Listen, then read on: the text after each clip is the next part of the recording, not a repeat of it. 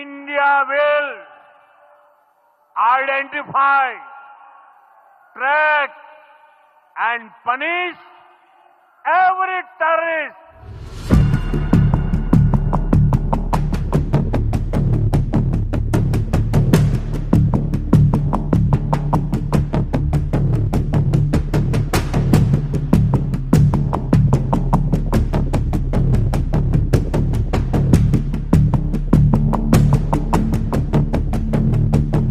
ஜம்மு காஷ்மீரில் உள்ள பகல்காம் சுற்றுலா தலத்துல கடந்த 22ஆம் தேதி 4 பயங்கரவாதிகள் திடீரென துப்பாக்கிச்சூடு நடத்துறாங்க. அங்க சுற்றுலாக்கு வந்திருந்த 26 பேர் பலியானாங்க. இந்தியாவை சேர்ந்த 25 பேரும் நேபாளத்தை சேர்ந்த ஒருத்தரும் பலியானாங்க. பகல்காம்ல பைசரன் பள்ளத்தாக்குல தான் இந்த தாக்குதல் நடந்திருக்கு. இங்க காடுகள், ஏரிகள், புல்வெளிகள் தான் அதிகமாகவும் இருக்கும். இந்த இடத்துக்கு குதிரை மூலமா மட்டும்தான் வரவே முடியும். இங்கு வந்த சுற்றுலா பயணிகள் தான் தீவிரவாதிகள் சுட்டு கொண்டிருக்கிறாங்க. இந்த தாக்குதல்ல இந்திய கடற்படை அதிகாரியும் ஒருத்தரை கொண்டிருக்கிறாங்க. அவருக்கு கடந்த 16ஆம் தேதி தான் கல்யாணமே முடிஞ்சிருக்கு. அவரும் அவரோட மனைவியும் ஹனிமூன் இந்த சுற்றுலா தலத்துக்கு வந்திருக்கிறாங்க. திருமணமாகி வெறும் 6 நாள் தான் ஆயிருக்கு. அவரையும் சுட்டு கொண்டிருக்கிறாங்க. அதே போல வெஸ்ட் பெங்காலை சேர்ந்த TCS ஊழியரும் ஒருத்தர் வந்திருக்கிறாரு. அவரையுமே சுட்டு கொண்டிருக்கிறாங்க. 2019 வருஷம் ஜம்மு காஷ்மீருக்கு இதுவரைக்கும் சிறப்பு அந்தஸ்து வழங்கிய 370வது பிரிவை நீக்கப்பட்ட பிறகுதான் இப்படி ஒரு மிகப்பெரிய தாக்குதல் நடந்திருக்கு. இந்திய பிரதமர் நரேந்திர மோடி 2 நாள் பயணமா சவுதி அரேபியா போயிருந்தார். அந்த டைம்ல தான் இந்த தாக்குதலே நடந்திருக்கு. அதே போல அமெரிக்க துணை அதிபரான JD வான்ஸும் 4 நாள் அரசு முறை பயணமா இந்தியாவுக்கு வந்திருந்தார்.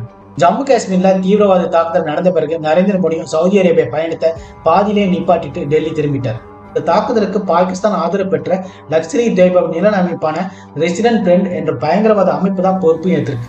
ஜம்மு காஷ்மீர்ல ஒரு பிரபலமான சுற்றுலா தலம் தான் பகல்காம். இதுக்கு பக்கத்துல தான் பைசரன் பள்ளத்தாக்கு இருக்குது.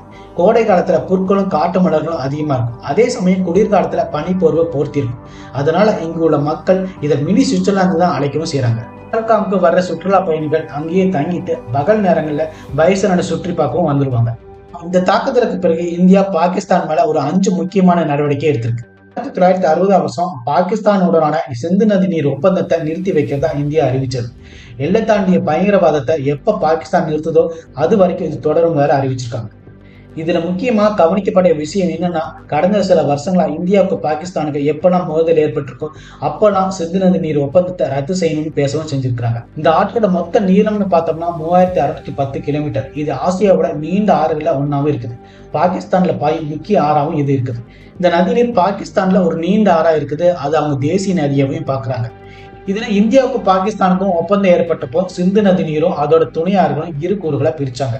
சிந்து, ஜீலம், செனாப் ஆகிய 3 மேற்கு பகுதிகள் ஆறுகள் எனவும், பியாஸ், சத்லஜ், ராவி ஆகிய 3 கிழக்கு பகுதிகள் ஆறுகள் எனவும் பிரிச்சாங்க.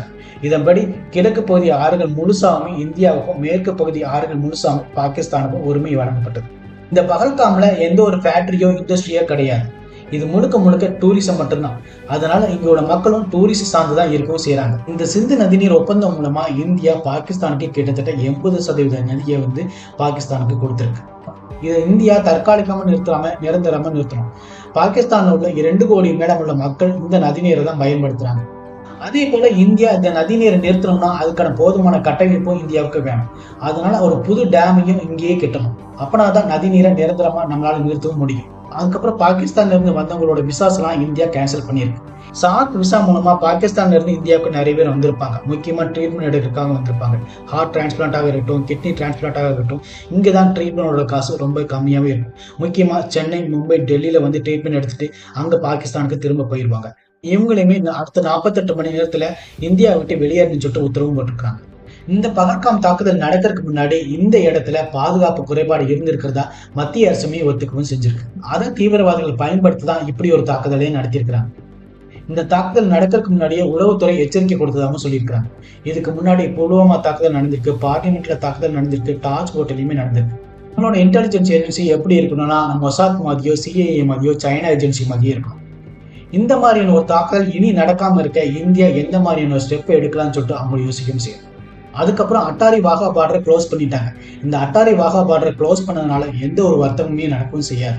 இந்த பார்டரை க்ளோஸ் பண்ணதுனால இந்தியாவில இருந்து எந்த ஒரு பொருளுமே பாகிஸ்தானுக்கும் போகாது, பாகிஸ்தான்ல இருந்து எந்த ஒரு பொருளுமே இந்தியாவுக்கும் வராது. அட்டாரி வாகா பார்டர் மூலமா போன வருஷம் கிட்டத்தட்ட 4000 கோடிக்கு மேல வர்த்தகம் நடந்திருக்கு.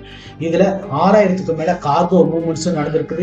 70,000 பேசஞ்சர்ஸ்க்கு மேல இந்தியாவில இருந்து பாகிஸ்தானுக்கும், பாகிஸ்தான்ல இருந்து இந்தியாவுக்கும் வந்திருக்காங்க. இந்தியாவில இருந்து பாகிஸ்தானுக்கு என்னென்னலாம் எக்ஸ்போர்ட் பண்றோம்னு பார்த்தோம்னா சோயா பீன்ஸ், கோழி தீவனம், காய்கறிகள், சேப்பு மிளகாய் இதெல்லாம் எக்ஸ்போர்ட் பண்றோம். அப்புறம் பாகிஸ்தான்ல இருந்து இந்தியாவுக்கு என்னென்னலாம் இம்போர்ட் பண்றாங்கன்னு பார்த்தோம்னா முக்கியமா ட்ரை ஃப்ரூட்ஸ், அப்புறம் ஜிப்சம், சிமெண்ட், கண்ணாடி, கல்லுப்புலாம் இம்போர்ட் பண்றோம். பகல்காம் தாக்குதல் நடத்தினால இந்தியா பாகிஸ்தானுக்கு பதிலடி கொடுக்கிற விதமா ஒரு சர்ஜிக்கல் ஸ்ட்ரைக்கை இந்தியா ஆரம்பிச்சிருக்கு.